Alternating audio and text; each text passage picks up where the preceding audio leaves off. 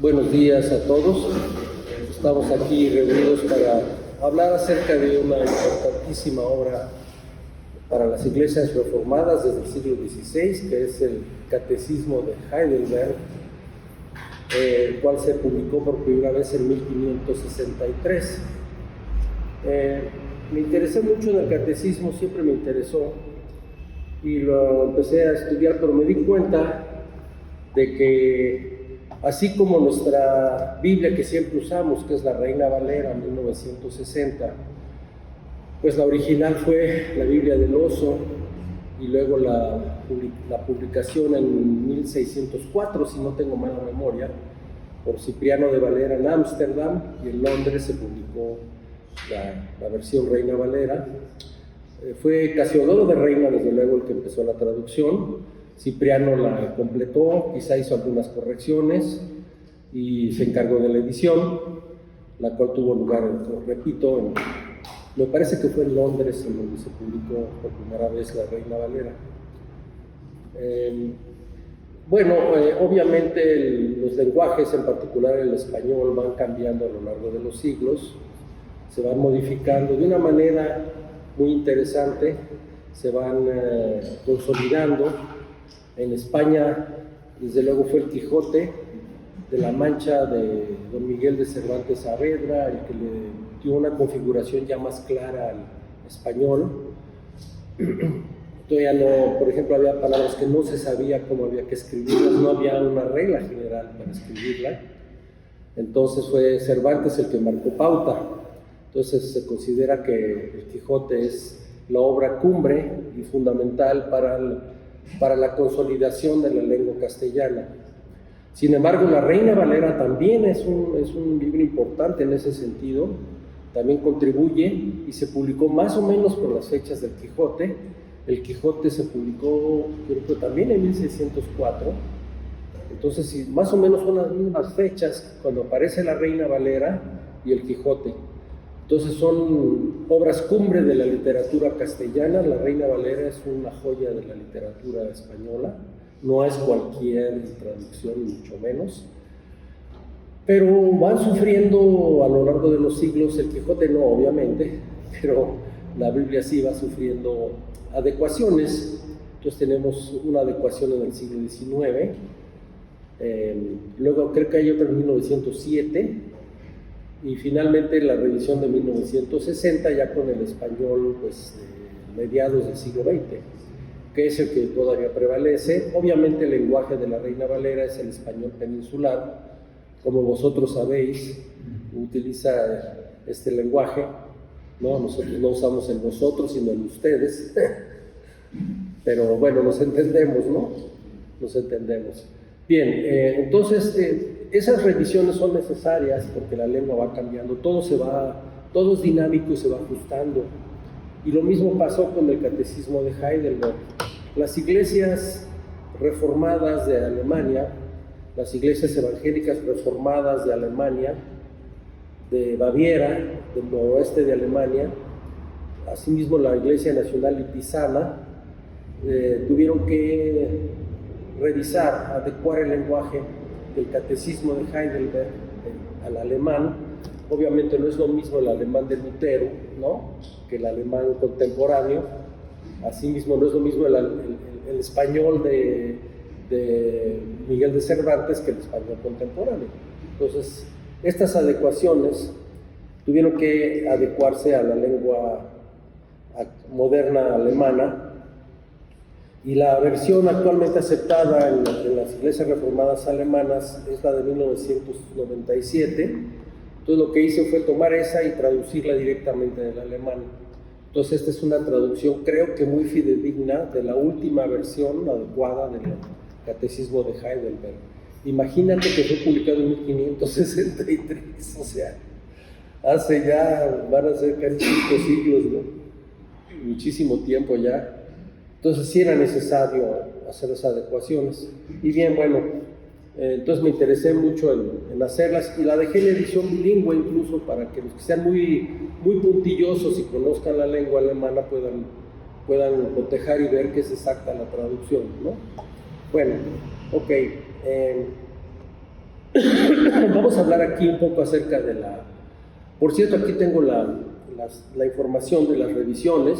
Una fue en 1862 de la Reina Valera, quiero decir, otra en 1865, otra en 1909 y otra en 1960. Bueno, hay nuevas revisiones que no son tan rigurosas como las anteriores. Por ejemplo, creo que por ahí hay una adecuación al español americano, ¿no? Donde ya no usan el vosotros, sino usan ya nuestros modismos, nuestros modos de hablar. Bueno, yo creo que no la conozco bien, la verdad, pero supongo que es una adecuación nada más al español hispanoamericano. Ok, más o menos nos parecemos, también tenemos diferencias, no es lo mismo como lo hablan los argentinos que como lo hablan los peruanos o los colombianos o los mexicanos. De hecho, se presume que Colombia es el que mejor habla el español, ¿no? No sé qué opina aquí su querido amigo Silverio. Tiene fama, pues, Colombia de tener un uso muy correcto de la lengua, ¿no? Pero los mexicanos creemos que el estándar de Hispanoamérica del español es el nuestro, ¿no? Porque somos así bien orgullosos, ¿no? Nos creemos la cabeza de Hispanoamérica, ¿no? Bueno, déjenme hablar acerca de los antecedentes del catecismo. Muchos creen que la Reforma Suiza es una especie como de extensión de la Reforma Luterana, pero fíjense que no es así. Son dos movimientos paralelos, completamente independientes, ¿sí? En realidad la primera, o sea, la Suiza, se inició y desarrolló independientemente de la segunda. En 5 tratados publicados en 1520, Martín Lutero declaró cuál era su posición, pero ya en ese año los gobernantes civiles de Zúrich iban a decretar que los sacerdotes predicasen con libertad y de acuerdo con lo que ellos recibiesen de las Escrituras. Eso quiere decir que para esa fecha la Reforma Suiza pues ya había avanzado un largo trecho. Ya para entonces el principal impulsor de la Reforma Helvética, que fue Ulrico Zwinglio, había hecho hincapié en la autoridad de las Escrituras y pronto empezó a denunciar todo lo que había en la antigua fe que no fuera expresamente aprobado por ellas. Así, en 1523, Zwinglio se pronunció en contra de los votos monásticos, del celibato clerical, de la intercesión de los santos, de la existencia del purgatorio, del carácter sacrificial de la misa y la enseñanza de que la salvación puede ser merecida por las buenas obras.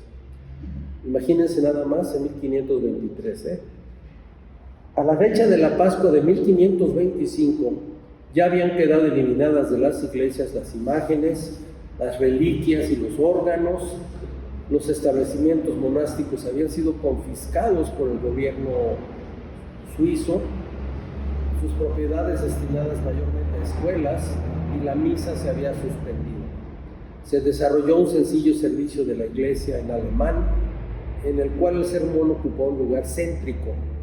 Entonces, para nosotros el centro del servicio, del culto, es el sermón, ¿verdad? Siempre lo hemos entendido así, y así se entiende aquí en esta iglesia. En todo esto, Zwinglio obró en íntima cooperación con el gobierno civil y fue establecida la unión de la iglesia y del Estado de manera más íntima allí que en la Sajonia de Lutero.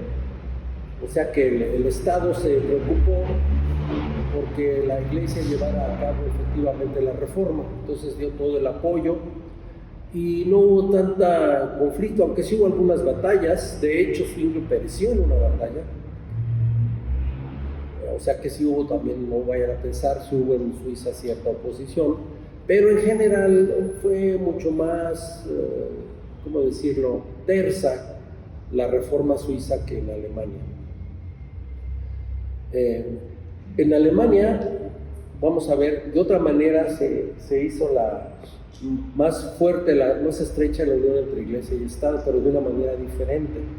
Mientras que en Suiza el gobierno dio libertad a la iglesia para que hiciera la reforma, en Alemania, por razones de cosmovisión, Lutero no supo qué hacer con la administración de la iglesia, porque la cosmovisión que hereda Lutero es la cosmovisión que se basa en la división entre naturaleza y gracia, ¿sí? Un ámbito natural, en donde la razón, básicamente Platón o Aristóteles, tienen la preeminencia, y un ámbito llamado de la gracia, en donde la fe, entendida de cierta forma, tiene la preeminencia, y desde luego que hay interrelaciones entre la fe y la razón, entre la gracia y la naturaleza, pero Lutero va a romper este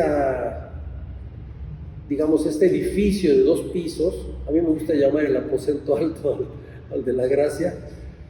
Este edificio de 2 pisos Lutero lo va a destruir, va a hacer un corte, un abajazo, podríamos decir, entre la naturaleza y la gracia, y entonces queda la fe para Lutero como volando en el aire, si me perdonan la metáfora.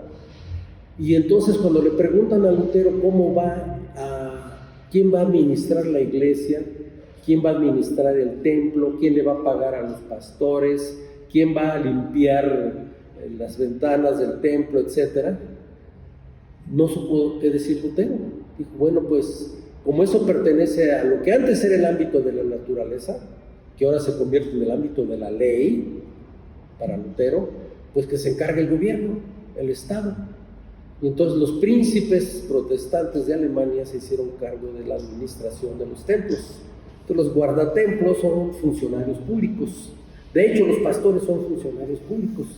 El gobierno le paga a los pastores en Alemania. Sí, son así como... son funcionarios públicos, pues, como parte de la burocracia, como quien dice. Y en los impuestos te cobran las ofrendas o el diezmo. Si tú dices, yo soy de la iglesia luterana, entonces declaras eso y el gobierno te cobra el impuesto correspondiente y se lo transfiere a la iglesia. Y lo mismo para la católica, ese es el mismo esquema para la iglesia católica también, es parejo. Entonces, ese es el sistema alemán de administración de los templos, que para nosotros no tiene sentido, porque nosotros no creemos en esa división, no creemos en naturaleza, gracia, y tampoco en la división como la entiende Lutero entre evangelio y ley. Nosotros tenemos otra visión más integral del evangelio, que ahorita, tal vez más adelantito, podamos platicar un poco de ella. Solamente quería en este momento subrayar la diferencia entre la relación Estado-Iglesia en Alemania versus la relación Estado-Iglesia en Suiza. Entonces, en un sentido es más estrecha en Suiza y en otro sentido es más estrecha en Alemania, dependiendo del punto de vista, ¿no? Bien. Zwinglio fue admirador de Lutero, desde luego, y estuvo de acuerdo con él, sobre todo en la doctrina de la salvación por la fe. Y de hecho, cuando iban luteranos perseguidos, que huían hacia Suiza, los protegía. La Iglesia Reformada siempre ha protegido a los luteranos, siempre los ha visto como hermanos y siempre ha tenido cuidado de ellos. Vamos a ver que del otro lado no es igual. Me temo que a veces idealizamos mucho la Iglesia Evangélica Luterana, pero la verdad es que sí nos han perseguido también. Hubo persecución en Alemania e incluso hubo ejecuciones de presbiterianos por defender la fe reformada en Alemania. Hubo un conflicto que vamos a ver que en realidad es el origen del catecismo de Heidelberg. Este conflicto es el origen del catecismo de Heidelberg. Entonces nosotros incluso celebramos el 31 de octubre, el Día de la Reforma Luterana, pero no vayan a pensar que los luteranos nos miran con tanto gusto, ¿eh? Entonces, ciertamente, Zwinglio y luego Calvino va a estar de acuerdo en la doctrina de la salvación por la fe sola fe, pero aquí el problema va a estallar por lo que concierne a la Santa Cena. Es allí donde está el conflicto, en la Santa Cena, en la concepción de la Santa Cena. Y eso va a ser determinante en el origen del catecismo de Heidelberg. Para Zwinglio, que no para Calvino, pero para Zwinglio no se trataba más que de un memorial mediante el cual se recordaba y tenía presente la muerte del Señor. En cambio, para Lutero, se trataba de la auténtica presencia del cuerpo y la sangre de Cristo en los elementos, de manera parecida a como lo enseñaba la doctrina católica romana. La doctrina católica romana habla de la transustanciación, diciendo que el pan se convierte verdaderamente en la carne de Cristo, en el cuerpo de Cristo, Corpus Christi, y la sangre verdaderamente en la sangre de Cristo, que hay una conversión, hay una transmutación, una transformación de los elementos. Y entonces esa es la idea de la transubstanciación, que dicho sea de paso fue muy importante para que Occidente llegara a concebir el concepto de materia, ¿sí? de masa concretamente, y de medida de la masa, que luego iba a ser el fundamento de la física moderna. O sea, curiosamente la doctrina de la transubstanciación provocó mucho a la reflexión y ayudó a que se concibiera el concepto de masa. Bien, ese es un dato interesante. En cambio, para Lutero no había transubstanciación, sino consubstanciación, de manera que, decía él, el cuerpo y la sangre de Cristo se hallan al lado de los elementos o bajo ellos. No es que se transforme, sino que ahí va a estar a un lado junto. Este punto doctrinario habría de mantener separadas a las iglesias reformadas de las luteranas, a pesar de los serios esfuerzos que se llevaron a cabo para lograr resolver la controversia. Zwinglio falleció el 11 de octubre de 1531, decía yo, en una batalla efectivamente, sin lograr un acuerdo con Lutero respecto de la Santa Cena. Una de las figuras más influyentes de la Reforma suiza, después de Zwinglio, fue Juan Husgen, mejor conocido como Ecolampadio, quien es el autor de la primera confesión helvética publicada en Basilea en 1536, la cual buscaba la conciliación con los luteranos. O sea, los reformados siempre buscamos la conciliación con los luteranos, siempre procuramos que hubiera conciliación. Entonces se hicieron confesiones para ese efecto. Otra característica típica de la Iglesia reformada es tener confesiones de fe, ¿sí? ¿Por qué? Porque lo que se cree sí es importante, hermanos, ¿sí? Esta idea de que cada quien crea lo que quiera, pues no. La Iglesia tiene que tener una visión unificada, que es lo que le da unidad precisamente, ¿sí? Entonces las confesiones desde 1536, si no es que antes, son importantes para nosotros. Sin embargo, a pesar de que pretendía ser un documento que buscaba la unidad, en el mismo se afirmaba, en el capítulo 21, que lo que se come en la Santa Cena no es corporal y capernaítico, es decir, de carne, por la boca y el estómago, sino espiritual, es decir, por el Espíritu Santo a través de la fe. Y dice la confesión helvética, por lo tanto, no unimos el cuerpo y la sangre de Cristo con el pan y el vino, como para decir que el pan mismo es el cuerpo, salvo sacramentalmente, o que el cuerpo de Cristo se haya corporalmente escondido bajo la forma del pan, o que quien quiera que recibe los signos también recibe necesariamente la cosa misma. Obviamente, estas cláusulas entraban en franco conflicto con la doctrina luterana de la consubstanciación, por lo que difícilmente iban a ser aceptadas por los luteranos.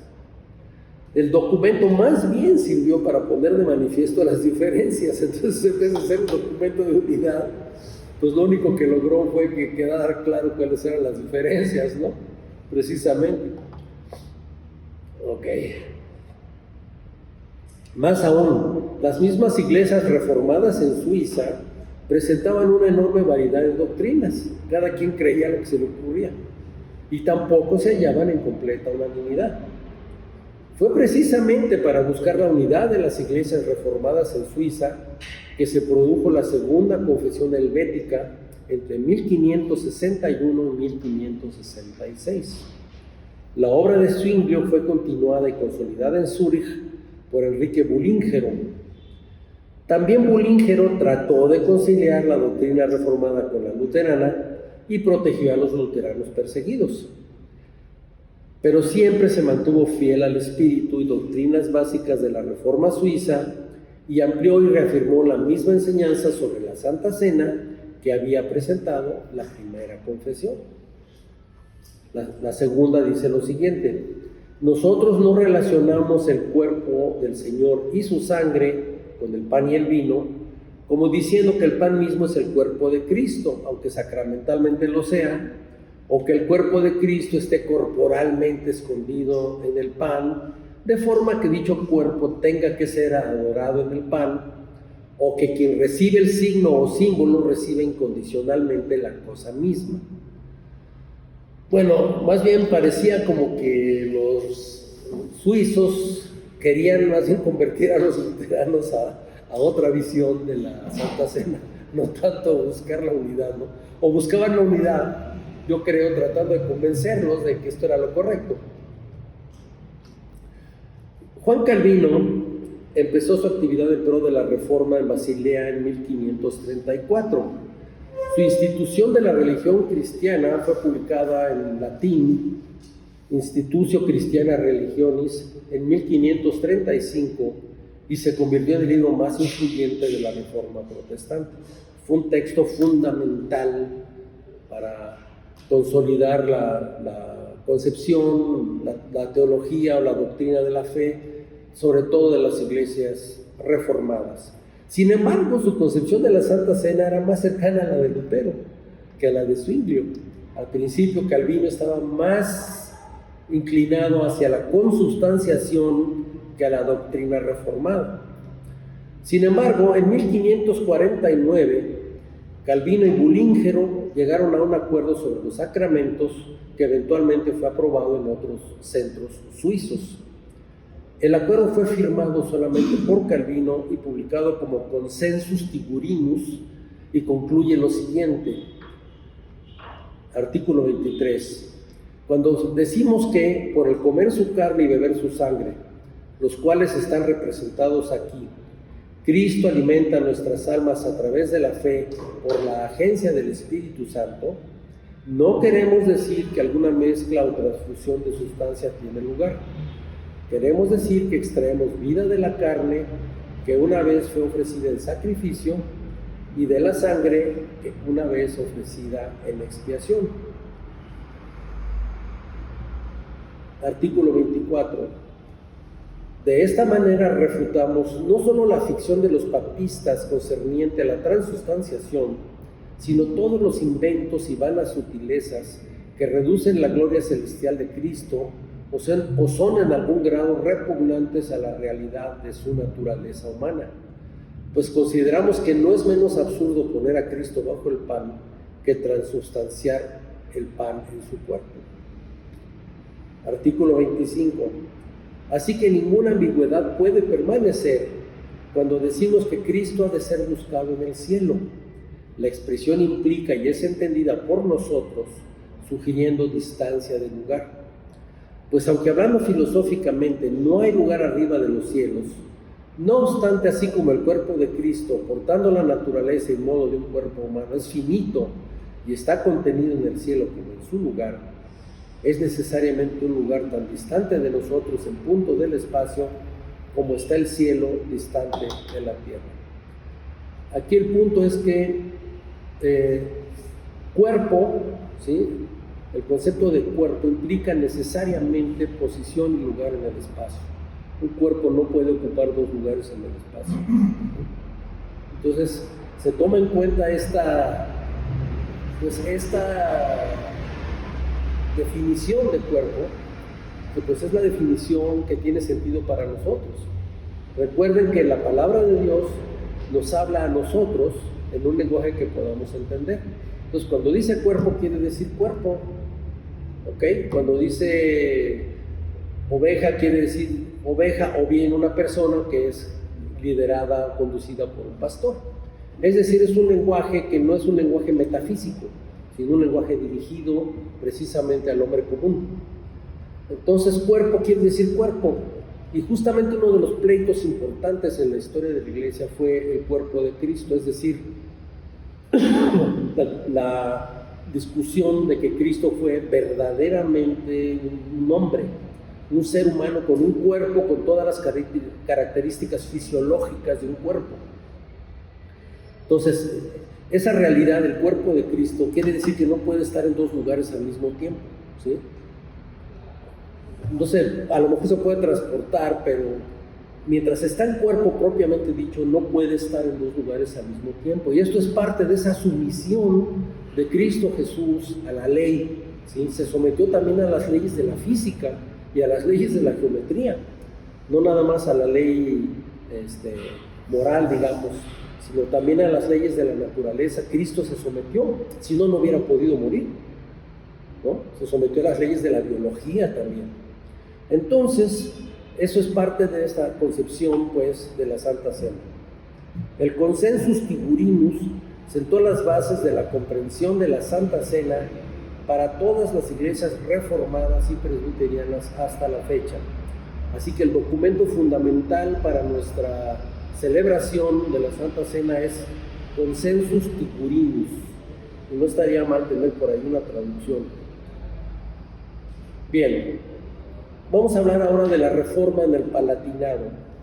El Palatinado era la parte latina del Rin, de Alemania. Recuerden que Alemania estaba dividida en principados, no era un país unificado, como lo es ahora una federación, la Bundesrepublik, la República Federal, sino era una dispersión, eran como 505 principados diferentes, cada uno con su señor, con sus leyes propias. No había una constitución general de Alemania, sino que cada principado tenía sus leyes. Y si te querías transportar de Múnich a Berlín, pues tenías que ir pasando por diferentes principados y tenías que pagar al caballo. Imagínate qué molestia para el comercio tener que estar pagando alcabalas. Está como las autopistas estas que tenemos aquí, ¿no? Que cada rato tienes que pasar ahí a pagar. Igual, allá tienes que pagarle ahí al príncipe local el paso. Entonces ya cuando llegabas a Berlín, un producto que costaba 10 marcos, pues ya andaba costando 40 marcos, ¿no? Por la cantidad de alcabalas que había que pasar. Obviamente esa división política no ayuda a la economía ni al comercio, y tampoco ayuda políticamente ni militarmente tampoco, ¿no? De alguna manera Alemania estuvo humillada durante muchos siglos, ¿sí? Mientras que Inglaterra se convertía en la gran potencia mundial, pues Alemania era un país atrasado, básicamente campesino, ¿okay? Políticamente dividido. Y ustedes saben que hasta Bismarck, Alemania estuvo totalmente dividida. Fue Bismarck el que unificó a Alemania, ¿verdad? Derrotando a Francia, derrotando a Austria y finalmente logrando la unificación del país a partir de Berlín, de Prusia, digamos, ¿no? La parte de Prusia. Eso es interesante también anecdóticamente, si me permiten un paréntesis para nosotros, porque nosotros le dimos la primera estocada a Napoleón III aquí, pero la puntilla se la dio Bismarck en la batalla de Sedan, y ahí terminó el imperio Napoleón, cayó Napoleón III, ¿sí? Pero ya en México ya había recibido algunos pinchazos, ¿no? Ya traía media estocada adentro, particularmente la batalla de Camarón de Tejeda, ¿no? Que fue una cosa tremenda aquí en Veracruz, en donde Francia fue derrotada por los mexicanos, pero a costa de mucha sangre. Fueron 350 franceses muertos y 1,400 mexicanos muertos para poder tomar el fuerte de Camarón de Tejeda. Pero fue un acto de enorme valor para todos, para los franceses y para los mexicanos, y de compasión para los heridos. Y Francia lo reconoce con una ceremonia anual que a veces vienen aquí a Veracruz. Y el Colegio Militar de la Francia reconoce la batalla de Camarón de Tejeda como su fecha máxima de honor militar. Camarón de Tejeda es la fecha en que el Colegio Militar de Francia recuerda, pues, es la fecha en que se celebra el honor del Colegio Militar francés, ¿sí? Bien, cerramos el paréntesis. Entonces, bueno, gracias en parte también a los golpes que se le dieron a Napoleón III aquí, terminó ya por caer, y por el genio militar y político, desde luego, del canciller de hierro, ¿verdad?, de Bismarck. Entonces Alemania siempre fue un problema, ¿no? Un problema. Entonces, en particular en el Palatinado, había un príncipe elector. De los 500 y tantos príncipes que había, 12 de ellos eran electores, supongo que eran de las regiones más importantes de Alemania. Entonces, ahí no, la ley sálica no valía en Alemania, es decir, no era la sucesión del emperador por descendencia, no es que su hijo heredara la corona. Carlos V, desde luego, fue emperador de Alemania, pero fue elegido, no fue por herencia, no es porque su padre haya sido el emperador anterior. Y lo mismo, Felipe II no heredó la corona de Alemania, y mucho menos la iba a heredar cuando los príncipes protestantes eran electores y pues no iban a elegir a Felipe II, ¿no? Obviamente. Entonces, por eso Felipe II también desarrolló un enorme odio hacia la reforma luterana. Felipe II fue particularmente duro en la persecución de los luteranos españoles y llevó a cabo autos de fe donde fueron quemados vivos muchos de los hermanos, en Valladolid, en Sevilla. Incluso una prima hermana del rey, de Felipe II, fue quemada viva con todo y su hijo en el vientre.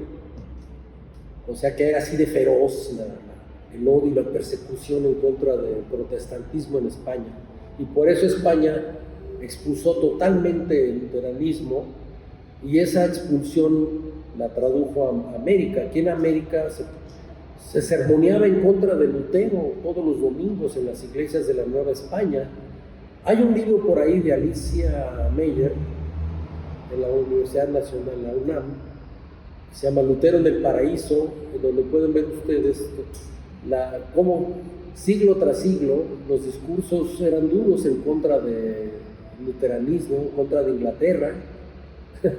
En el púlpito se predicaba en contra de Lutero. Yo me imagino que la gente aquí, no, imagínate en un pueblo indígena, no, que Lutero, ¿quién es Lutero? No tener mucha idea de quién era Lutero, ¿no? Pero igual, de cualquier manera, se predicaba en contra de Lutero. Y la Inquisición, obviamente, pues hacía la persecución de los luteranos, ¿no? Mi hijo Rodrigo, que es experto en crítica literaria, tiene artículos publicados sobre los procesos en contra de luteranos en la Nueva España. Entonces, bueno, eso fue típico, ¿no? Ok, pero entonces decía yo que los príncipes protestantes eran 12 los que, no los protestantes, sino todos en general, 12 de los príncipes alemanes eran los que elegían al rey, al emperador, mejor dicho, que recibía el título de César, es decir, emperador del Sacro Imperio Romano Germánico. Carlos V tuvo un alcance, su imperio verdaderamente excepcional, ¿sí? Era rey de casi toda Europa, incluyendo España, Sicilia, Jerusalén, el Tirol austriaco, los territorios de América. Bueno, era una cosa verdaderamente increíble la cantidad de títulos que tenía Carlos V. Ocupan como media cuartilla los títulos de Carlos V. Entonces era muy, muy impresionante, ¿sí? Obviamente él tenía una visión de un imperio universal cristiano, es decir, católico romano, dentro de los lineamientos del catolicismo romano, un imperio universal, en donde todas las naciones del orbe estarían bajo la corona de Carlos V o de su sucesor. O sea, el proyecto, incluso hay teóricos de este proyecto, hay textos dedicados a este proyecto. Obviamente la reforma luterana vino a golpear el proyecto, o más bien a echarlo abajo, ¿no? Porque además Inglaterra, con el anglicanismo, pues también se separó de Roma. Alemania, pues con el luteranismo, y entonces se desató la guerra. Simple y sencillamente se desató la guerra, una guerra que se llama la Guerra de los 30 años, pero que en realidad duró como 100 o por lo menos 80 años, ¿no? En donde pues Alemania sobre todo fue la que más sufrió. Una guerra prácticamente de tierra quemada en Alemania, en donde finalmente pues se establece la paz en 1649, la paz de Westfalia, en donde ya quedan divididos los territorios. Entonces cada país tiene su propia iglesia institucional establecida, ¿no? España obviamente la campeonísima del catolicismo romano, Italia también, Hungría medio calvinista, Hungría fue muy calvinista, es calvinista en muchas partes de Hungría. Polonia era calvinista, no, perdón, no es cierto, era luterano, pero ahí barrieron completamente con el luteranismo y se volvió muy católica Polonia, ¿no? El norte de Alemania es más bien luterano, pero Baviera católica, ¿sí? Y así se fue dividiendo los territorios de Europa. Y los territorios del Palatinado, lo que es ahora donde está la ciudad de Heidelberg, pues estaban así como entre azul y buenas noches. O sea, no estaba muy claramente definida la posición de los príncipes del Palatinado. Palatinado quiere decir latino, porque tenían influencia latina, es decir, del lenguaje francés, como está cerca de Francia. De hecho, Luis XIV va a reclamar el Palatinado para Francia, ¿sí? Pero bueno, estamos en 1545, bajo el reinado de Federico II, el Sabio, y ahí empezó la reforma, ahí en el Palatinado del Rin. Pero no se consolidó sino hasta 11 años después, bajo el gobierno del príncipe Otón Enrique en 1556, quien terminó por pasar la iglesia del Palatinado al campo luterano. Entonces, originalmente más bien era el Palatinado, Heidelberg era más bien luterano. En ese entonces las controversias entre luteranos y reformados sobre la Santa Cena se hallaban apaciguadas en una inestable paz basada en la Concordia de Wittenberg de 1536, en la cual intervino Melanchthon, Philipp Melanchthon, el preceptor Germaniae, quien, era muy cercano a Martín Lutero, pero no era tan duro contra la filosofía como Martín Lutero. Martín Lutero era un hombre muy, ¿cómo decirlo?, muy impulsivo, muy violento y hasta grosero en un momento dado, ¿no? Su forma de escribir era así burlona, sarcástica. Era, diríamos los mexicanos, un pelado, más o menos, Martín Lutero. Era un tipo así grosero. Era muy rudo, pues, en su expresión, ¿no? No tenía pelos en la lengua, era muy directo. Tampoco era muy fino en el escribir, pero era muy claro. Cuando decía las cosas, las decía con toda claridad. Y él odiaba la filosofía de Aristóteles. Martín Lutero fue educado en la filosofía de Aristóteles. Es más, enseñó a Aristóteles en la Universidad de Erfurt, Martín Lutero. Sin embargo, recibió también la enseñanza del ocamismo de Gabriel Biel. Gabriel Biel fue, digamos, el mejor expositor del pensamiento de Guillermo de Ockham. Y ahí en Erfurt había profesores que conocían bien el ocamismo, el gabrielismo, pues, ¿no? Y le enseñaron a Lutero. Entonces Lutero mismo reconocía que había sido educado en la escuela de Ockham y él se reconocía como ockhamiano y lo decía abiertamente: Ich bin von Ockhams Schule, soy de la escuela de Ockham. Y desde luego su corte entre naturaleza y gracia pues se le debe mucho a Guillermo de Ockham. Guillermo de Ockham era un nominalista que no creía en las ideas eternas y no creía en la metafísica y no creía que pudiera uno hurgar metafísicamente la esencia de Dios o las ideas eternas platónicas. Ockham rechazaba las ideas eternas platónicas y decía que teníamos que atenernos a lo que nosotros como humanos podíamos conocer. Y entonces él hizo esta división entre naturaleza y fe, y Lutero la va a recibir Y entonces Lutero sentía o veía que la filosofía de Aristóteles era un obstáculo a la reforma, que la gente no podía realmente entrar a la palabra de Dios si estaba mediado por el pensamiento de Aristóteles. Entonces llegó a decir que Aristóteles era casi el diablo, ¿no? Sí, de veras, así, lo detestaba profundamente. Escribió 95 tesis, no son las que pegó en el castillo de Wittenberg, son tesis filosóficas que yo traduje, además que no las he publicado, pero si gustan se las hago llegar. Son 95 tesis filosóficas en donde se tira sobre todo en contra de Biel, Gabriel Biel, por lo tanto de Ockham también en cierto modo, pero también en contra de Aristóteles, muy duro, ¿no? Entonces, de paso, terminó Lutero aborreciendo la filosofía. Entonces, pues no se entendía cómo iban a enseñar en las universidades, cuál iba a ser los prolegómenos de la teología, no quedó muy claro eso. Pero Felipe Melanchthon, que era muy cercano a Lutero, era casi su mano derecha, o más bien era su mano derecha, él fue el que decidió que se enseñara una forma de escolástica en las universidades alemanas. Entonces enseñaba Francisco Suárez, la filosofía española de la escolástica tardía, y ese era el prolegómeno a la teología. Y eso se enseñó en Alemania, se enseñó en lo que ahora es la República Checa, Bohemia, pues, los Países Bajos. Y entonces ese era, digamos, el libro de curso corriente, o el texto de curso corriente, eran las disputaciones metafísicas de Suárez, y Melanchthon, con base en ello, reformó a las universidades alemanas.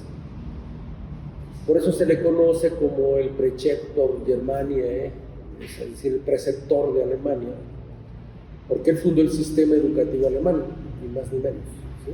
Entonces se debe a Melanchthon precisamente eso, casi nada, ¿no? O sea, muy importante en la historia de la educación alemana es Melanchthon, pero vamos, no es que le gustara mucho a Lutero, ¿no? Y Melanchthon también fue más conciliador en la cuestión de la Santa Cena. Melanchthon sí se acercó a los calvinistas y dijo, vamos a tener una forma de entender la Santa Cena en la que todos podamos comulgar, podamos todos estar juntos.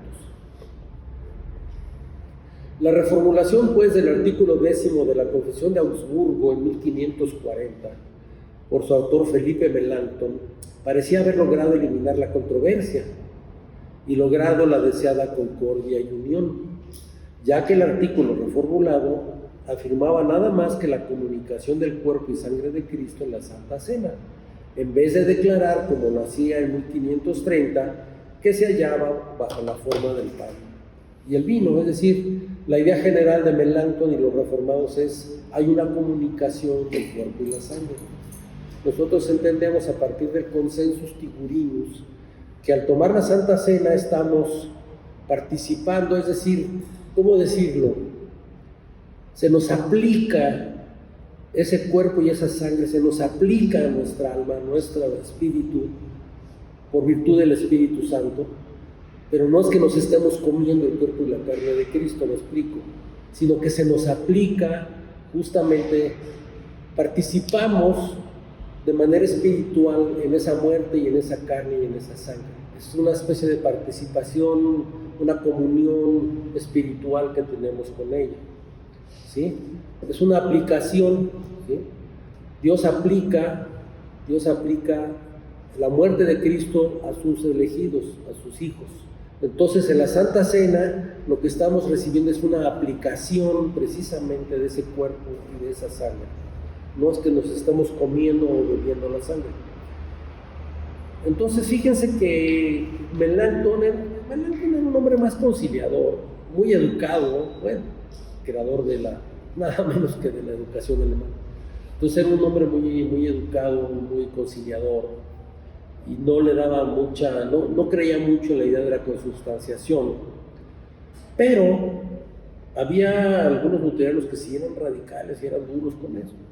Entonces, en 1552 se perturbó la paz por la eclosión de la ortodoxia luterana.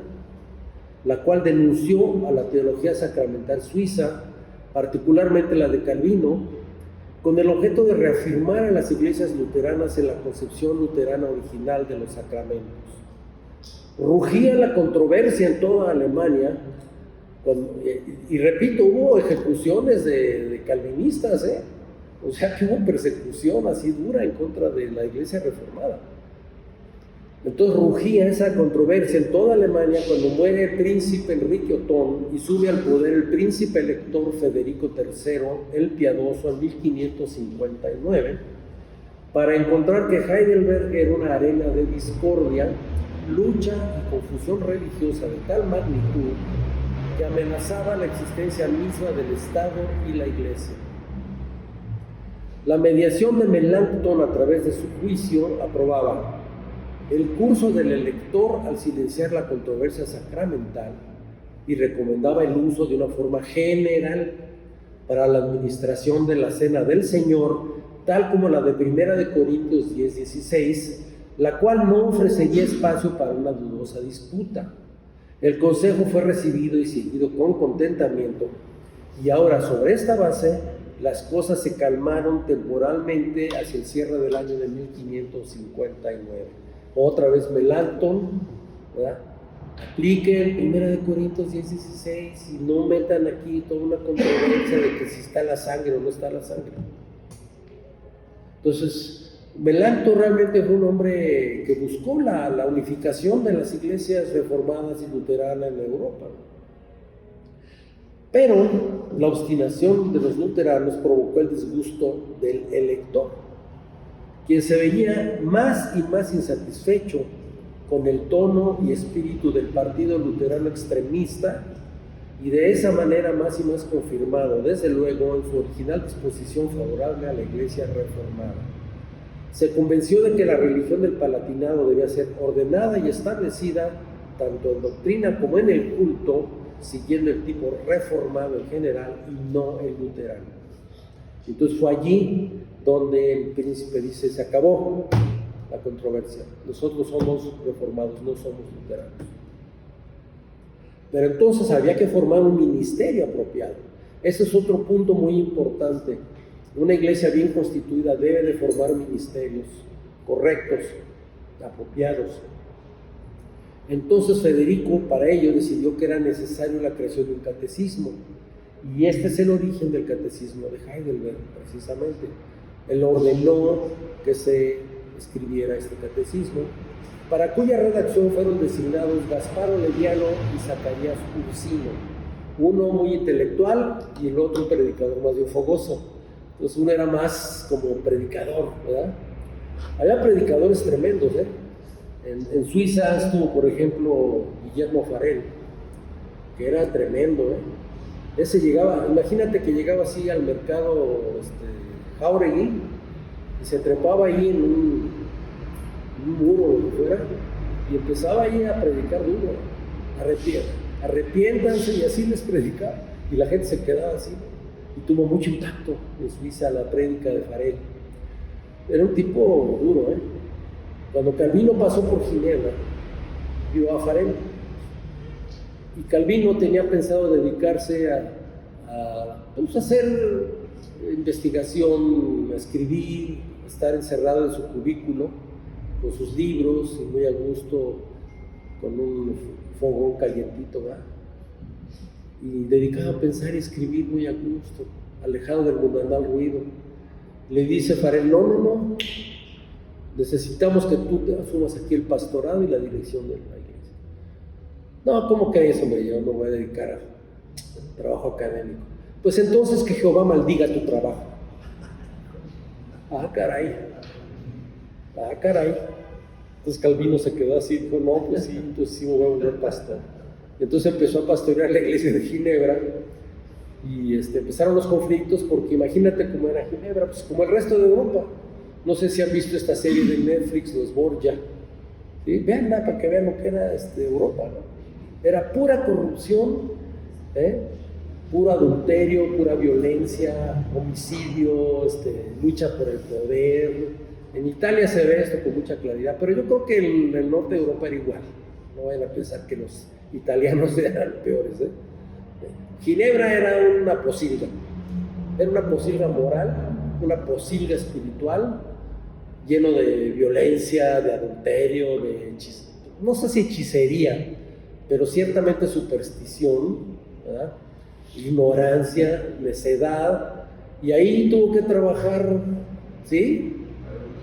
Mucho alcoholismo, desde luego, muchísimo alcoholismo, violencia, ¿no? Una cosa horrible, pero así estaba toda Europa. Entonces Calvino se supone que va a reformar moralmente a la ciudad, imagínate nada más. Entonces, claro que pronto se formó el partido de los libertinos en contra de Calvino, que lo consideraron una especie de tirano, ¿verdad? Y llegaban a darle de balazos a la puerta de su casa, terminaron corriéndolo de la ciudad. Lo corrieron, se tuvo que ir a donde estaba el Parlamento Europeo, ¿cómo se llama? Estrasburgo. Se fue a Estrasburgo y allí estuvo un tiempo, ahí se casó con Didelot.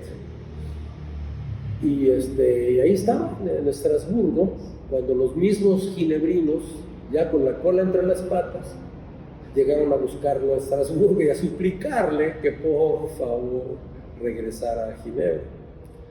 Y entonces ya regresó Calvino a Ginebra, fundó la academia, y bueno, claro que hubo cambios importantes en Ginebra, ¿sí? Mejoró mucho la situación de la ciudad, la situación moral mejoró. Eso no quiere decir que todos hayan estado de acuerdo con la iglesia o con Calvino. Obviamente había un partido ahí enemigo que criticaba muy duro a Calvino, y era un tiempo de guerras, no se les olvide eso, ¿sí?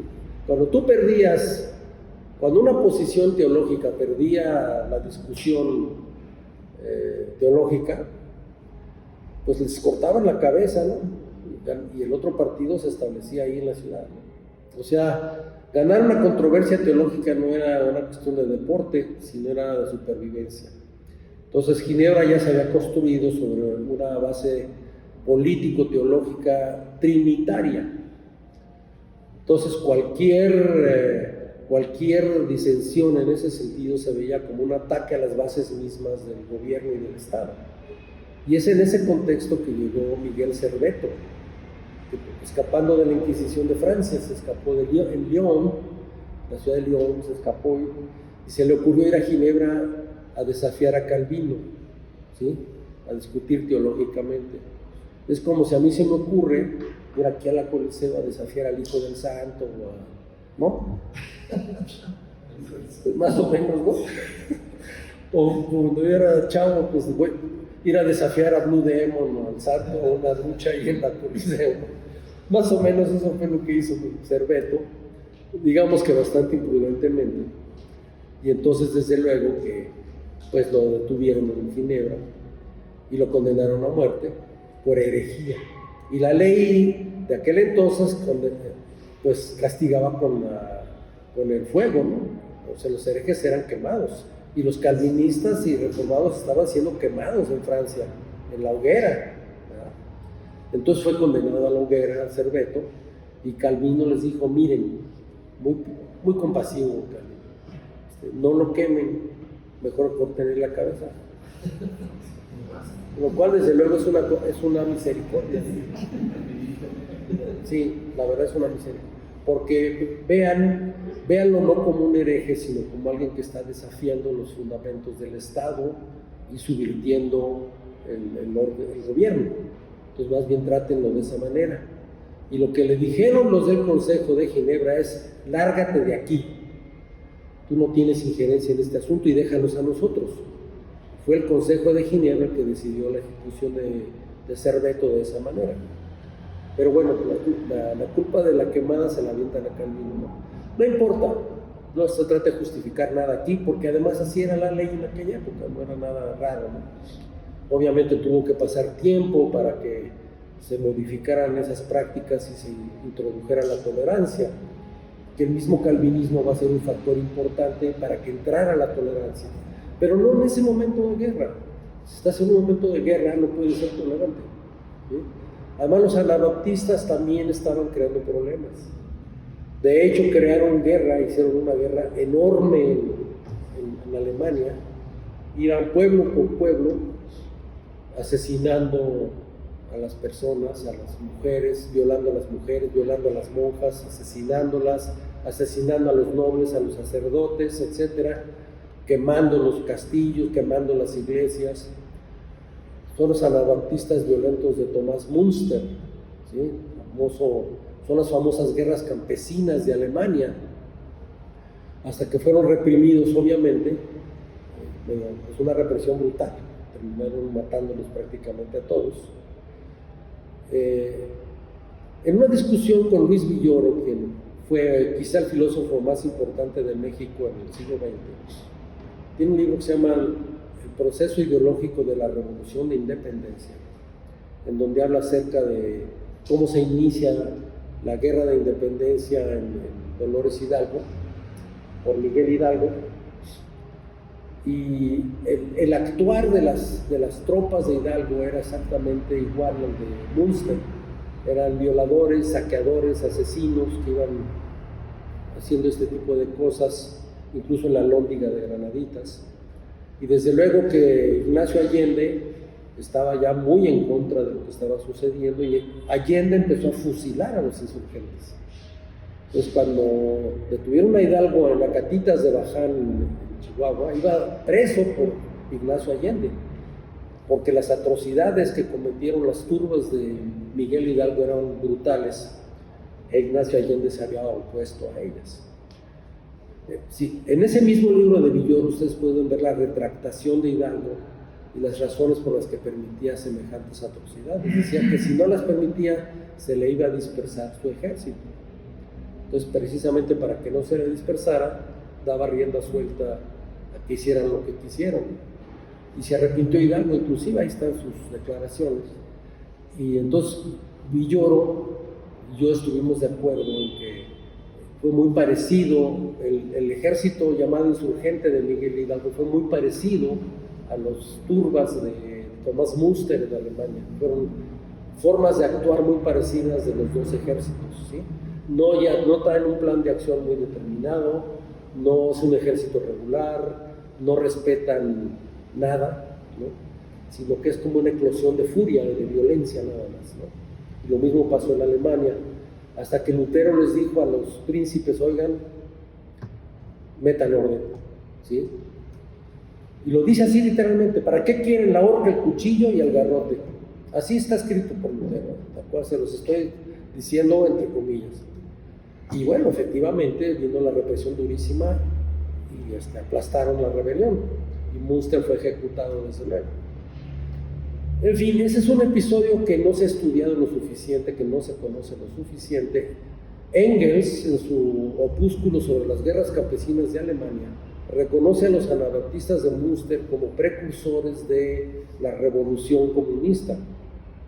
Así lo dice Federico Engels en ese texto. Se los recomiendo que lo lean, es un opúsculo breve, de esos que publicaba la editorial Mir de Moscú, ¿no? Léanlo y van a ver que es muy interesante lo que dice. Pero bien, en fin, el punto es que hay que ubicarse en la violencia que prevalecía en Europa en ese momento, ¿sí? Tú no podías aflojar.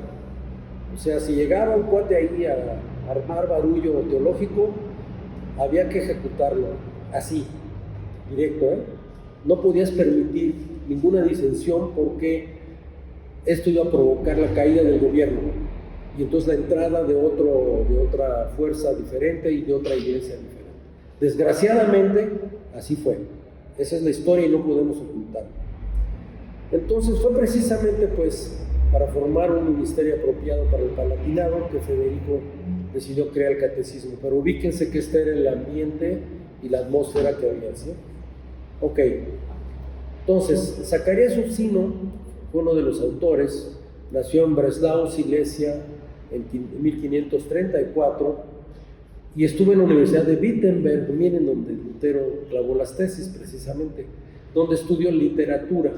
Era muy común en aquella época, recuerden que es como el Renacimiento, ¿no?, que se estudiara mucho la literatura, y mucho a los clásicos, estudiaba Séneca, a todos los romanos famosos estos, ¿no? Entonces, Ursino estudió eso, estudió filosofía, que era filosofía aristotélica, o básicamente ocamiana, pero que pues, Ockham era aristotélico también, ¿no? Era aristotélico, y teología. Felipe Melanchthon lo trató y llegó a tener una alta opinión de él. Otra vez Melanchthon con su actitud conciliadora de un pensador, de un hombre, ¿no?, que busca la unidad. Y fue amigo hasta el final de la vida de Melanchthon. Después de una serie de viajes por Europa, durante los cuales conoció a los teólogos reformados de Suiza, quienes le causaron una impresión satisfactoria, fue nombrado rector del Gimnasio Isabelino en 1558, que era la principal escuela de su natal Breslau. Recuerden que Gymnasium en Alemania es una escuela, no es donde vamos a levantar pesas, ¿eh? El Gymnasium en Alemania es una escuela. Entonces, durante los años que duró su rectorado, su posición respecto del sacramento de la Santa Cena fue parecida a la de Melanchthon, lo que provocó el reproche de los calvinistas. De allí se dirigió a Zúrich, donde trató a Bulíngero y a Pedro Mártir Fermiglio. Fermiglio es otra figura importante de la teología reformada. Él era escolástico. Fermiglio es uno de los grandes teólogos de la escolástica protestante, igual que Francisco Turretino. Debido a que el prolegómeno para la teología en el siglo XVI, más bien XVII, fines del XVII, principios del XVII, pero desde antes ya se enseñaba la escolástica española en las universidades protestantes, desde antes de que publicara Suárez sus disputaciones, porque estas aparecieron a fines de siglo, ¿no? Pero antes de eso, pues se enseñaba Aristóteles y la escolástica medieval como se había estudiado siempre.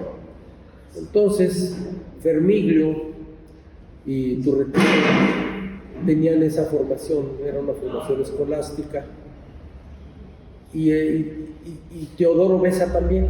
Teodoro Beza es el que va a suceder a Calvino en la Academia de Ginebra. Y entonces ellos eran pues con una formación escolástica, y su manera de hacer teología era en ese estilo. Pues su manera de hacer eran disputaciones, igual que Suárez. La disputación era el estilo de Tomás de Aquino en la Suma Teológica. Es decir, se introduce una proposición, por ejemplo, ¿deben ser bautizados los niños? Opinión número 1, los niños no deben ser bautizados porque argumento 1, argumento 2, argumento 3, etc. Segunda opinión, los niños sí deben ser bautizados porque, opinión, ¿no?, argumento 1, argumento 2. Finalmente, se declara la verdadera opinión, ¿sí? Vera opinio declarantur, se declara la verdadera opinión. Se debe, decía Turretino, se debe bautizar a los niños, sí, siempre y cuando sean hijos del pacto, es decir, de padres que sean miembros del pacto. Argumento 1, argumento 2, argumento 3. De hecho, yo traduje esa disputación de Turretino, por ahí la tengo. Y es muy interesante lo que dice Turretino, pero su estilo de estructurar es totalmente escolástico, ¿sí? Es la vía de la disputación, que es una forma lógica muy interesante. Vale la pena, yo creo, recuperar un poco de eso también. Bueno, entonces, Beza, Fermiglio, Turretino eran desde luego escolásticos en su forma de pensar. Fermiglio fue invitado por Federico III al Palatinado, pero declinó la invitación, y además se recomendó a Ursino para la posición en Heidelberg a la que había sido invitado. Ursino arribó en 1561 a Heidelberg, donde iba a ocupar la posición de profesor en la Facultad de Teología y al mismo tiempo la de rector del Colegio de la Sapienza. Tuvo un excelente desempeño como académico en ambas posiciones. O sea, Ursino era un académico, básicamente. Oleviano nació en Treveris el 10 de agosto de 1536. Estudió en París y Bourges Derecho, pero decidió dedicarse al servicio de la religión y la Iglesia. En Francia abrazó en secreto la fe reformada, pero después de haber estado cerca de la muerte en un accidente en un río, confesó abiertamente su nueva fe y prometió dedicarse al servicio del Evangelio en su tierra natal. Recibió el grado de doctor en Derecho, pero perdió enteramente el interés en la abogacía y buscó consagrarse al ministerio pastoral. Admirador de Calvino, partió hacia Ginebra y luego fue a Zúrich, donde también tuvo tratos con Fermígino. Fue luego a Lausana, donde conoció a Teodoro Beza. Habiendo regresado a Ginebra, conoció al ardiente predicador Guillermo Farel, quien lo instó a abandonar los estudios académicos, típico de Farel, ¿no? ¿No? Y a regresar a su tierra natal a predicar. A Farel no le gustaba la academia, ¿eh? Farel le quería que la gente se fuera ya a predicar a los mercados, a las plazas, etc. Al igual que la de Farel, la predicación de Oliviano estaba llena de ardiente celo y causó una enorme impresión entre los que escucharon sus sermones. Provocó en Tréberiz un enorme revuelo y violenta oposición por parte de la reinante religión, que era el catolicismo romano. Fue encarcelado y liberado después de pagar una multa y comprometerse a abandonar la ciudad, que era el acuerdo, ¿no? El acuerdo era el acuerdo en Augsburgo. En Augsburgo se llegó al acuerdo de cuius regio eius religio, es decir, la religión del príncipe es la religión de la ciudad. Y si no estás de acuerdo, toma tus bártulos y vete a una ciudad donde el príncipe sea de tu fe. Y así fue como se resolvieron las controversias en 1528, me parece. Luego vino la paz de Westfalia, ya un siglo después, en 1649, y ahí se resuelve lo mismo, pero ya incluyendo a las iglesias reformadas, a la anglicana, etc.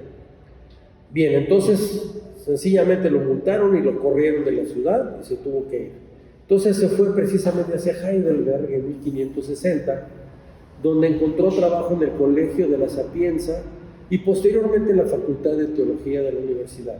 Pero su vocación no era la vida académica, no era rata de biblioteca como algunos, no, sino más bien la eclesiástica como predicador, por lo que fue relevado por Ursino un año después de su llegada.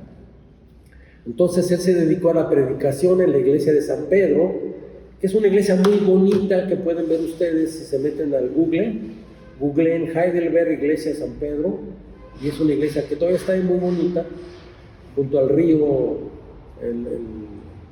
el río que atraviesa Heidelberg. Es una ciudad muy bonita, con un castillo antiguo ahí, ¿verdad? Y bueno, ahí en esa iglesia se dedicó a la predicación, y también en la iglesia del Espíritu Santo. Fue esta combinación de celo por la palabra de Dios con la estricta formación académica de Ursino lo que permitió la redacción de uno de los documentos más vibrantes de la Iglesia reformada.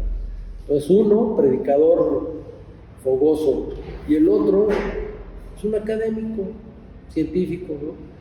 Entonces, al combinarse estos dos, sale un documento que al mismo tiempo es académicamente riguroso, pero si te fijas, no tiene ese estilo de la escolástica protestante.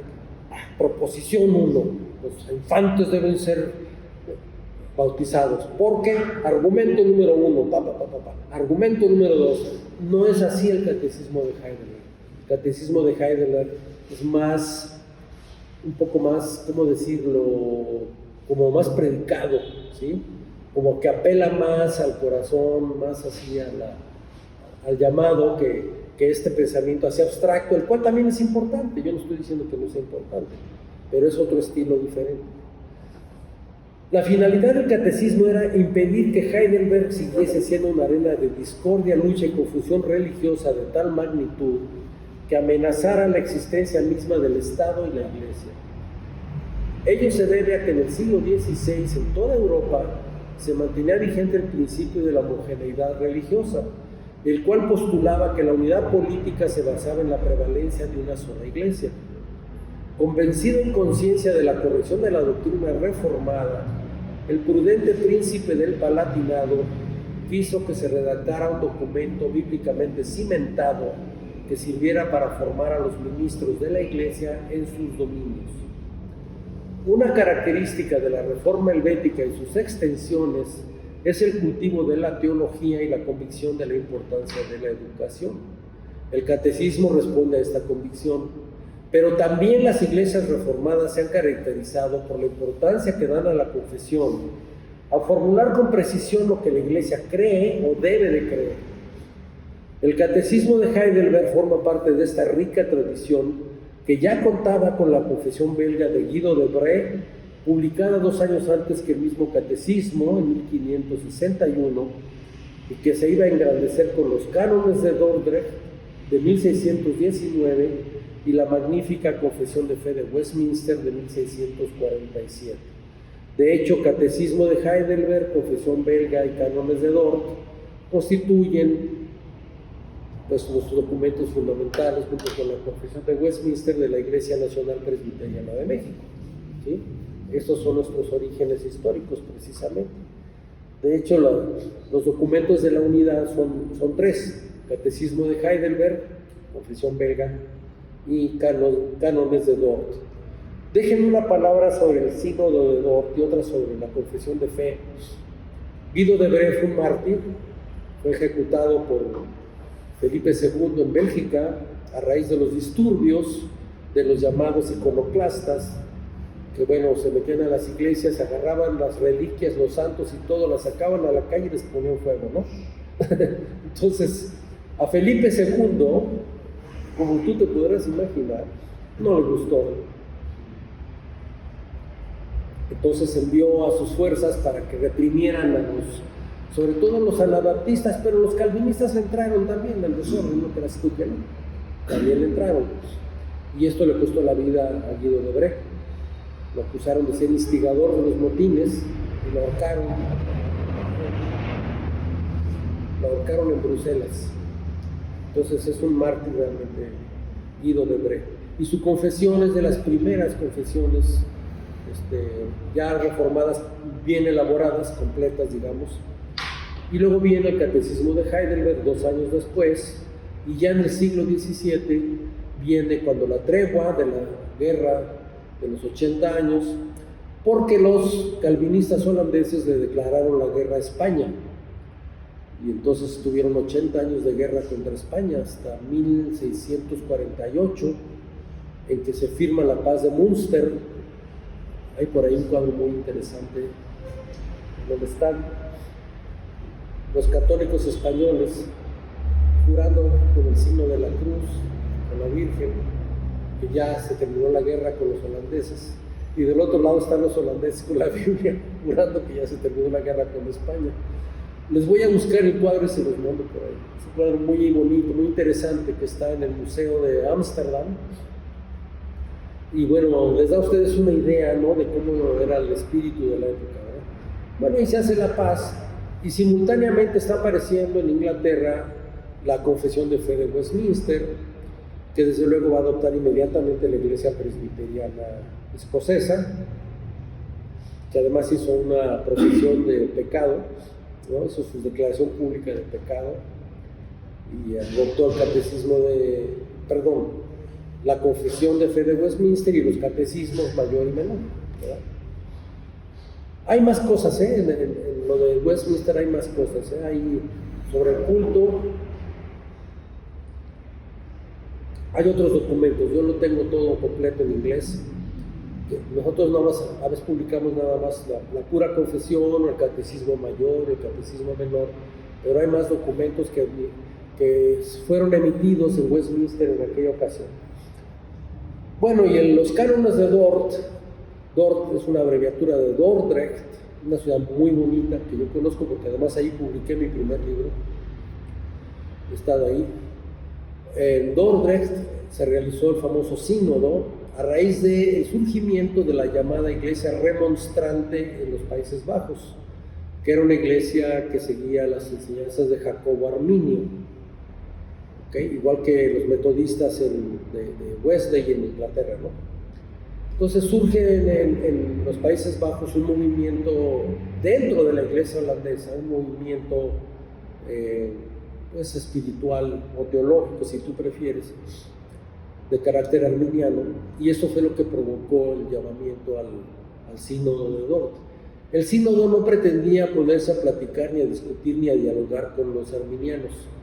No se iba a discutir el asunto. Simple y sencillamente se iba a reformular con toda precisión la posición de la Iglesia reformada frente a la Iglesia remonstrante, como era llamada. Entonces, por ahí dicen algunos, pues es que no invitaron a ningún arminiano a dialogar. Pues no se trataba de dialogar con los arminianos, porque además no se puede dialogar con los arminianos, ¿sí? No hay diálogo. ¿Por qué? Porque son posiciones fundamentales, ¿sí? No hay una posición más fundamental que fuera un terreno común a la cual se puede apelar. Ese es el problema. Entonces, hay determinadas tesis que sí se pueden dialogar. ¿Okay? ¿Por qué? Porque tenemos un terreno común para dialogar. Pero en cuestiones demasiado fundamentales no hay un terreno común para dialogar. Simplemente se afirma la posición y desde luego creemos en el respeto a los demás. O sea, no se trata de tolerancia ni nada. Si no estás de acuerdo con la doctrina reformada, hermano, allá están aquellos que creen igual que tú, te puedes pasar para allá ordenadamente y no hay ningún problema. Ya pasó esa época en donde, como decía yo anteriormente, la teología era fundamental para la estabilidad política del reino, del principado o de la ciudad. Pues eso ya pasó, entonces ya no tenemos necesidad de pelearnos. ¿Okay? Bien, entonces, por eso no fueron invitados, no se trataba de eso. Pero sí hubo delegados de Escocia, de Inglaterra, de Hungría, en general de países donde había tenido lugar el asentamiento de iglesias reformadas. En Hungría hay mucha iglesia reformada, curiosa, hasta la fecha hay mucha iglesia reformada, tiene mucha influencia el calvinismo en Hungría. Tiene influencia en Hungría, tiene influencia en los Países Bajos, ya en Alemania no tanto, ¿no? El Palatinado del Reino, obviamente. Bueno, Alemania ya es un país laico, digamos, ¿no? En Inglaterra, desde luego, sobre todo en Escocia. Formalmente, la iglesia anglicana es calvinista, formalmente, Y lo que pasa es que se divide en dos grupos la iglesia anglicana. La llamada High Church, que es, digamos, la de las capillas reales, como la misma abadía de Westminster, o la catedral de Salisbury, por ejemplo, en donde se divide, o la de San Pablo, ¿no? La iglesia de San Pablo, catedral de San Pablo, donde tú tienes, donde se reúnen los commoners, los plebeyos, luego hay un cerco, una barrera, luego está el coro en medio, donde cantan los niños con sus lamparitas, y al frente es otra sección donde entra la nobleza. Entonces la nobleza está al frente, luego sigue el coro, luego una barrera y luego están los plebeyos. Esa es la estructura de las Royal Chapels. Bueno, y mucho de la liturgia, pues es obviamente, tiene muchas reminiscencias católicas romanas, como ustedes pueden ver en el show que nos dan en la televisión, ¿no? Las coronaciones, etc., ¿no? Sin embargo, la Low Church es más bien como más reformada. Por ejemplo, All Souls en Oxford Circus, en Londres, ahí estaba a cargo el hermano John Stott, que quizá algunos de ustedes conocieron, venía a México a veces. Yo conocí a John Stott en Tacubaya, cuando estaba yo en el compañerismo estudiantil universitario, porque él era el presidente internacional del IFES, International Federation of Evangelical Students. Entonces vino a México, y como yo estaba ahí en el IFES, pues estuvimos con él cenando, una casa muy modesta en Tacubaya. Me acuerdo que decía que abajo había grutas, ya ven que se caen ahí las casas en Tacubaya porque ahí está minado por debajo, pues es peligroso. En fin, ahí estuvimos con Stott, y ya luego me vine enterando que era el pastor de la reina Isabel. Sí, o sea que ¿en dónde? Ahí donde está. A ver, Stott era el párroco de All Souls en Londres, que no es una Royal Chapel, no es una capilla real, sino que es una capilla para los commoners, ¿no? Yo estuve ahí y no hay esta división en coro, etcétera, etcétera. Es así como católica, abierta, pues. Bueno, es que yo me quedé con la idea de que estaba en México, ahí en España. No, había venido a México pues a checarnos lo que estábamos haciendo en el compañerismo, ¿sí? No, vino a México unos días, estuvo en México, en la Ciudad de México, y ahí lo conocí yo, un hombre muy afable, muy amable, y ahí tuve ocasión de platicar un ratito con él. Tiene varios libros escritos, incluso traducidos al español por ahí, ¿no? Y luego me enteré de que era el pastor de la reina Isabel. O sea, Isabel II, más bien, ella obviamente por cuestiones reales y políticas tiene que participar en los servicios de la Iglesia de Inglaterra. De hecho, ella era la cabeza de la Church of England, ¿no? Pero ya espiritualmente más bien era Stott, con quien ella se veía. Stott iba a ir con ella, oraban juntos, le leía la palabra, etc. Entonces la reina Isabel realmente era más bien reformada, más que así de la High Church, en el sentido, digamos, para ella no era tan importante, sino políticamente nada más, la cuestión de la liturgia anglicana, sino que su fe más bien era calvinista. Bueno, con Stott, porque la iglesia Low, la llamada iglesia baja, más bien es calvinista. Stott era de ese sector de la iglesia. Entonces eso es interesante, pero ya me vine enterando después de su muerte de la reina, ¿no? Bueno, eso es interesante, yo creo. También habla de la posición de la reina, ¿no? Ok, bueno, entonces los cánones de Dort pues fueron hechos con esa finalidad, para marcar claramente la posición de la iglesia reformada holandesa frente a la iglesia remonstrante. Y bueno, la confesión de Westminster pues es el gran documento que va a coronar todas las confesiones del siglo XVI y XVII. Y muchas iglesias la confesaron, y decía yo, la anglicana en teoría también, pues de hecho se elaboró allí, ¿no? En la abadía, ¿no? De Westminster, precisamente, donde es la coronación de los reyes. Pero bueno, la iglesia baja, la Low Church, sí la lleva fuerte, y la High es más ceremonial, ¿no? Sin embargo, ¿se escucharon ustedes los sermones del obispo es el obispo de Canterbury? Esto ya se me olvidó de dónde. En fin, el arzobispo de la iglesia anglicana. Si ves tú los sermones cuando la muerte de la reina, fueron completamente bíblicos, ¿no?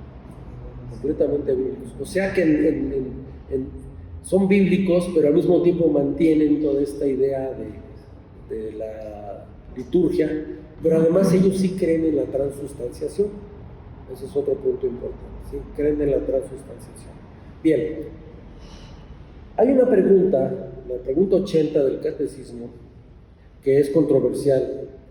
En una sesión celebrada el 13 de febrero de 1547, el Concilio de Trento fijó lo que iba a ser la posición de la Iglesia Católica Romana sobre los temas relativos a la justificación.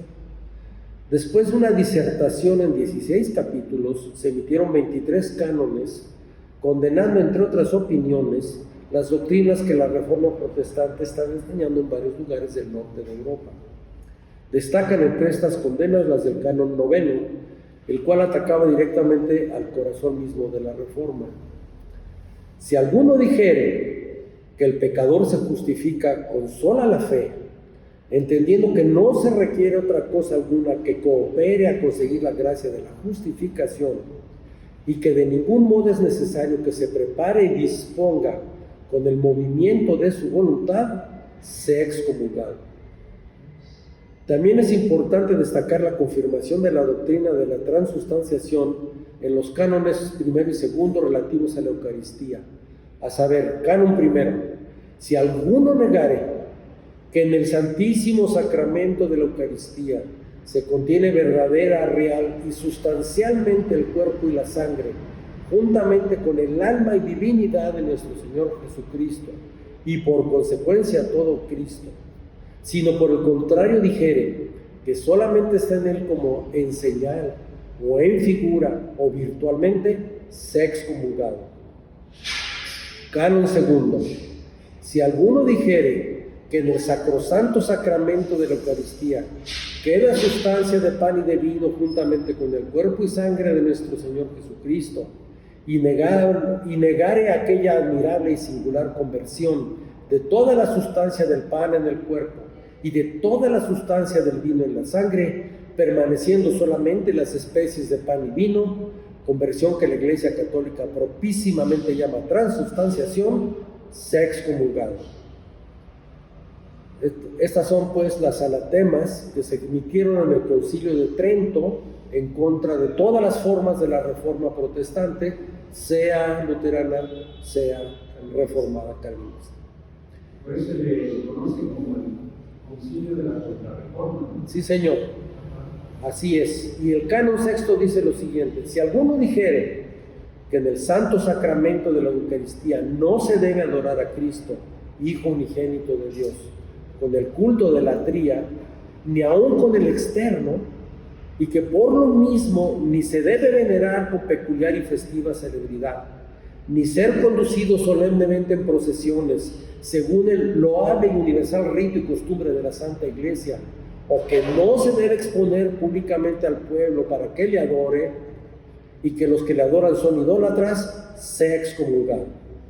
Entonces estos son los anatemas de la contrarreforma, como dice el pastor Miguel Ángel, efectivamente, muy duro en Trento. Ahí desde luego los que llevaron a cabo la reforma de la Iglesia Católica Romana fueron los jesuitas, fueron los que llevaron la voz cantante en Trento. Era una compañía, ahora sí, para decirlo como lo llamó su fundador, Ignacio de Loyola, de enorme disciplina cuasi militar, enorme moralidad. Eran hombres, varones de alta moralidad, y gracias a ellos se sostuvo la Iglesia Católica en Europa. De lo contrario se hubiera derrumbado, porque recuerden la corrupción tan grande, por ejemplo, del Papa Borgia, Rodrigo Borgia. El papado, el Vaticano era un verdadero lodazal, una cosa verdaderamente espantosa, y fue gracias a la Compañía de Jesús, con su ascetismo, ¿sí?, su lucha fuerte sobre todo en favor de la educación, que se logró sostener la Iglesia después del Concilio de Trento, porque ya el protestantismo ya le había ganado la partida en Austria, Alemania, Polonia, Hungría, Países Bajos, casi Francia, Navarra, en la parte norte de España, País Vasco. Entonces ya se veía venir el derrumbe final de la Iglesia Católica Romana. Entonces fue ahí donde surge la Compañía de Jesús, y fueron admirables los jesuitas. Estamos obviamente en total desacuerdo teológico con ellos, pero hay que reconocer su enorme impulso hacia la educación. En Austria, por ejemplo, vino la contrarreforma con el Kaiser Fernando, quien eliminó el luteranismo y entregó la educación de Austria a los jesuitas, precisamente, quienes basaron su sistema educativo en el arte, particularmente la música y el teatro. Y entonces la gran excelencia musical de Austria, de Viena, proviene de la educación jesuita, precisamente. O sea, los jesuitas crearon enorme cultura, y mucho de la Nueva España, de lo que ahora es México, se debe a ellos, ¿sí? Todas las misiones del norte hacia Baja California, Sonora, Chihuahua, el Camino Real de Tierra Adentro, etcétera, pues fueron precisamente los jesuitas. Entonces es admirable realmente el trabajo misionero que hicieron, como es admirable el de nuestros misioneros también, que han ido, por ejemplo, al África o a San Juan Chamula, etcétera. Es creación de cultura, ¿sí? Entonces todas las iglesias, por ejemplo, los templos barrocos que encontramos en Puebla, que son también de inspiración jesuita, y crearon toda una forma de cultura y de educación, que es la que nosotros heredamos, ¿sí? Por eso nosotros nacemos originalmente con tendencias más bien pelagianas, ¿no? Hasta que llegan los presbiterianos y ya nos educan, ¿no? Ya nos educan en la verdadera fe, ¿no? Pero originalmente nacemos con esta predisposición. La cultura mexicana pues se origina allí, precisamente en los colegios jesuitas de la Nueva España, que fueron expulsados, como ustedes saben, en 1767, cuando las reformas borbónicas de Carlos III fueron expulsados de los territorios de América, Pues porque los mormones querían controlar, ¿no? Eran más centralizadores del poder. Entonces, los jesuitas eran un obstáculo a su proyecto político, por eso los expulsaron. Bien, actualmente ya no son lo que eran, ¿no? No obstante, estos cánones de Trento no se conocieron en el ámbito protestante antes de que el Papa Pío IV los promulgara y diera a conocer al resto del mundo, con fecha del 26 de enero de 1563, cuando las prensas de Heidelberg habían ya empezado a imprimir el catecismo o estaban por hacerlo. El enojo del príncipe elector al enterarse de los duros anatemas tridentinos debe haber sido mayúsculo, pues ordenó parar las prensas 2 veces para agregar el controversial texto con el que termina la respuesta a la pregunta 80, la cual originalmente se limitaba a explicar las diferencias entre la Santa Cena y la Misa Católica Romana. Una explicación nada más. En la primera parada de prensas, el príncipe parece haber agregado el texto y por lo tanto la misa dimese ingrunde, es decir, básicamente, no es otra cosa que una negación del sacrificio y sufrimiento único de Cristo Jesús. Para agregar en la segunda parada, y una maldita idolatría.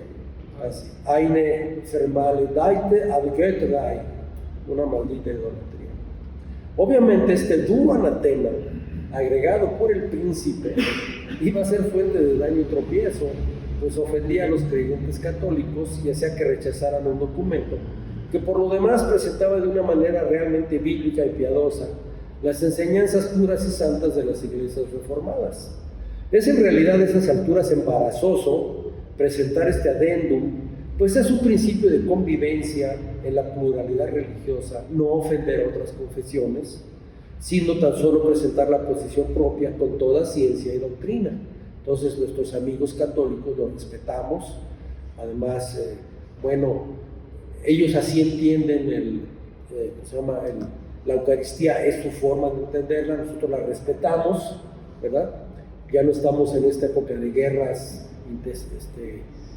religiosas así llamadas, entonces no tenemos ningún empacho en respetar y reconocer, ella es su forma, ellos creen que están adorando al Señor ahí.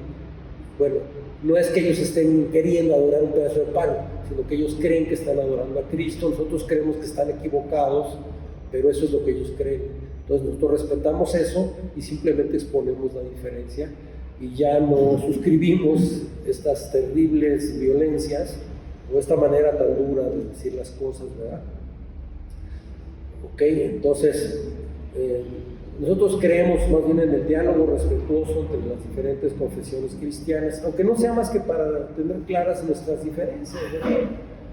Entonces, en el texto correspondiente al domingo 30, las iglesias reformadas alemanas hacen la debida aclaración y ya queda claro. En Alemania desde luego se llevan muy bien católicos y protestantes, porque además la iglesia católica alemana se parece un poco más a la evangélica, ¿no? Más por la misma influencia, ¿no? de las iglesias luteranas, tiende a parecerse más el catolicismo romano a la iglesia luterana, lo que en Alemania se llama Evangelische Kirche, iglesia evangélica. Iglesia evangélica no es cualquier iglesia que no sea católica, es precisamente la iglesia luterana, y no es lo mismo que la iglesia reformada. La reformierte no es evangelische, es reformada, y la evangélica es la luterana. Aquí desde luego decimos los evangélicos así en general, ¿verdad? Pero en realidad eso de llamar a todos parejo evangélicos, pues es una forma de ocultar las diferencias, ¿no? En realidad hay profundas diferencias. Pero,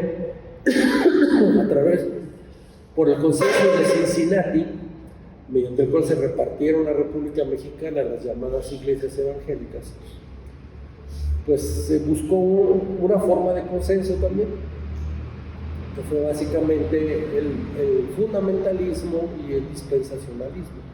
Entonces, como que el fundamentalismo y el dispensacionalismo fue, digamos, la teología unificadora de metodistas, presbiterianos, nazarenos, etcétera, etcétera, bautistas, de manera que era lo mismo, es la iglesia evangélica. Pero en realidad no es así. Y en las últimas décadas, en la Iglesia Presbiteriana, en la Nacional de México, por ejemplo, en la IPIN también, en la de Ciudad Valles, en la Presbiteriana Reformada, pues se ha venido ya reafirmando en realidad la doctrina original, ¿no? Las confesiones originales. Nuestro documento, nuestra Constitución dice claramente que la confesión de fe de Westminster es nuestra confesión de fe. Esto hace 40 años, 30 años, había oposición, ¿eh? No vayas a creer que era tan claro el asunto, pero se ha vuelto cada vez más clara la redefinición de la identidad presbiteriana de México, lo cual es sano, así debe ser, ¿no?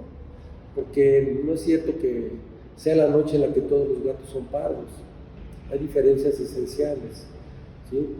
Si tú crees realmente la justificación por la fe, pues entonces se cayó todo el arminianismo se cayó, ¿no? No puedes sostener al mismo tiempo las dos cosas, son contradictorias. Pues bien, esto es pues el origen del catecismo de Heidelberg.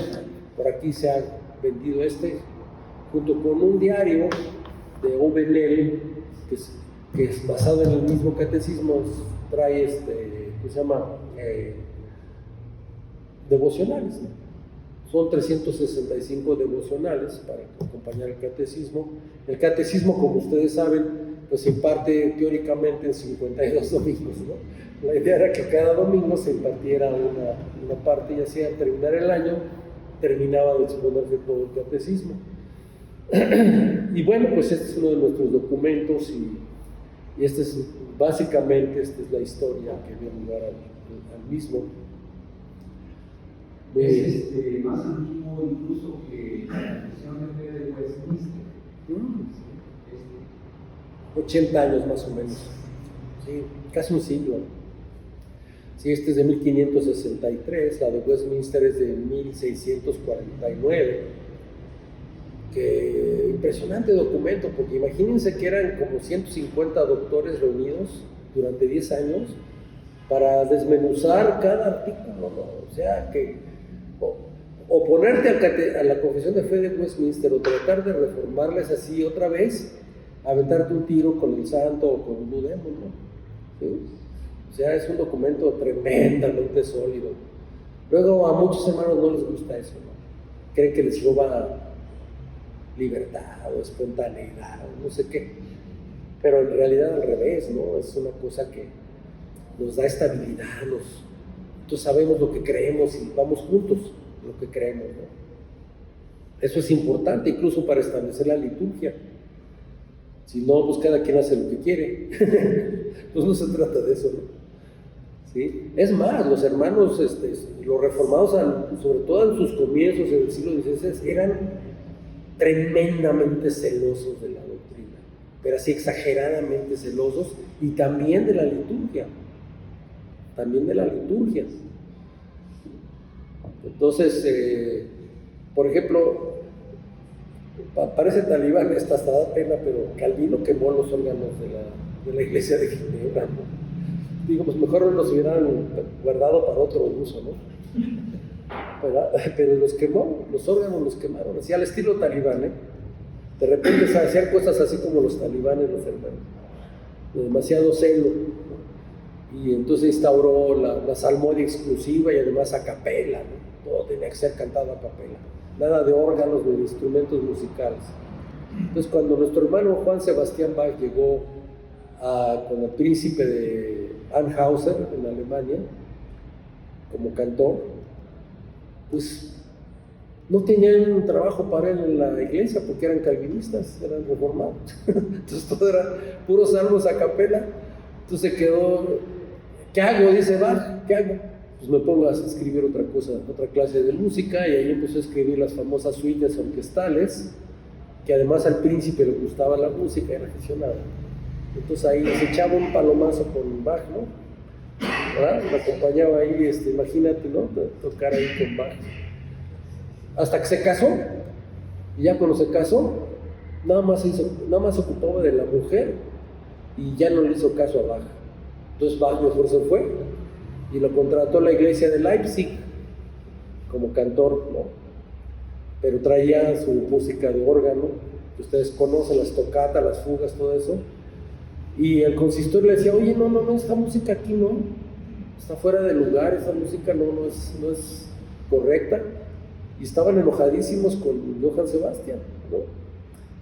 Y entonces Johann Sebastian sacaba las cantatas, por ejemplo, ¿sí?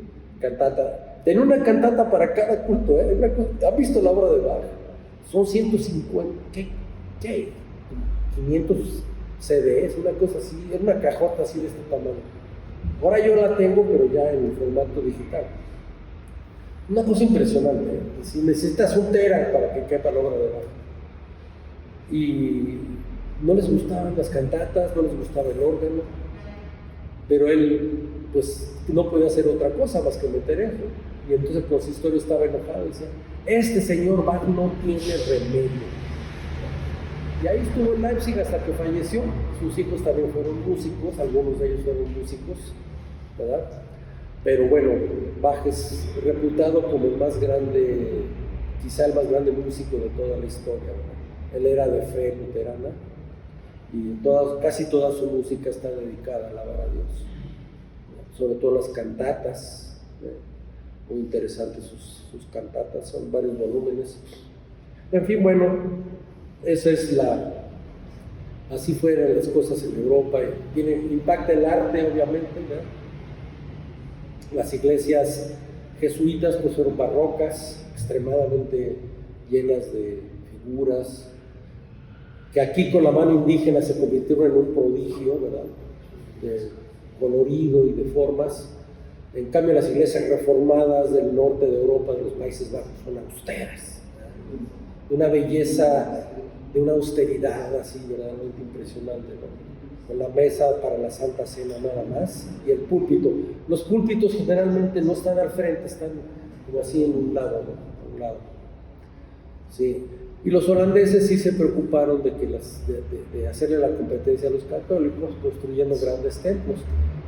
Además, como Holanda es plano. Total, no hay ni un cerrito, nada. Entonces lo que destacan son las torres de las iglesias reformadas, que a veces alcanzan 100 metros de altura, 150 metros de altura. Son como rascacielos, ¿verdad? Yo me he subido a algunas y sí están tipo. En Utrecht hay una que era católica, pero ahora es reformada. Son 108 metros de altura, la torre de Utrecht. Pura piedra, pura piedra. Y bueno, tienes la vista de la ciudad así. Y luego lo que se hace son conciertos coordinados de música reformada. Lo que hacen es sincronizar las torres de las diferentes iglesias y tocan la misma melodía simultáneamente. ¿Sí? Entonces tiene esa peculiaridad de Holanda y muchos canales, ¿no?, de agua. Entonces vas tú lleno de campos con tulipanes, canales por donde quiera y las torres así enormes de las iglesias reformadas. Entonces es el arte de la reforma en el norte de Europa. Entonces siempre el cristianismo generó ciencia, generó cultura, civilización, educación, ¿no?, en todas sus formas. Y pues nosotros queremos seguir haciendo lo mismo. Y el catecismo pues es un monumento teológico mundial. De hecho parece ser uno de los documentos que más se han leído en la historia de la humanidad. Hace muchísimo, millones y millones y millones de personas han leído el catecismo de Heidelberg. ¿Sí? Pues este es, grosso modo, mínimamente y modestamente la historia del gran catecismo.